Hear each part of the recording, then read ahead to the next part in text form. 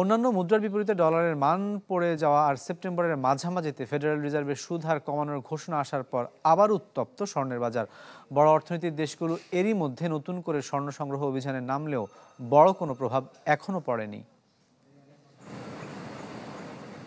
একদিকে দুর্বল মার্কিন ডলার, অন্যদিকে চলতি মাসে যুক্তরাষ্ট্রের কেন্দ্রীয় ব্যাংক ফেডারেল রিজার্ভের সুদের হার কমানোর সম্ভাবনা।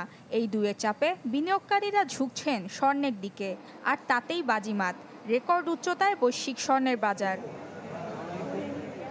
বছরের শুরুতে ট্রাম্পের শপথের পর থেকে বিশ্ববাজারে প্রায় সব ধরনের পণ্যের দামে দেখা দেয় অস্থিরতা।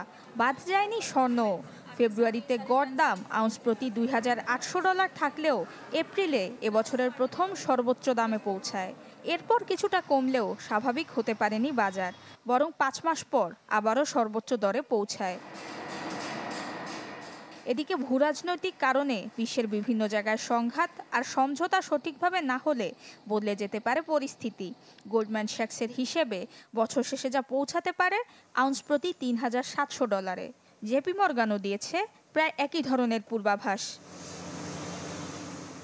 একদিকে সুদের হার কমানোর সম্ভাবনা, অন্যদিকে ডোনাল্ড ট্রাম্পের ফেডের স্বাধীনতায় হস্তক্ষেপের ফলে চাপের মুখে পড়েছে মার্কিন ডলার। ফলে বড় অর্থনৈতিক দেশগুলো বাড়াতে শুরু করেছে স্বর্ণের মজুদ।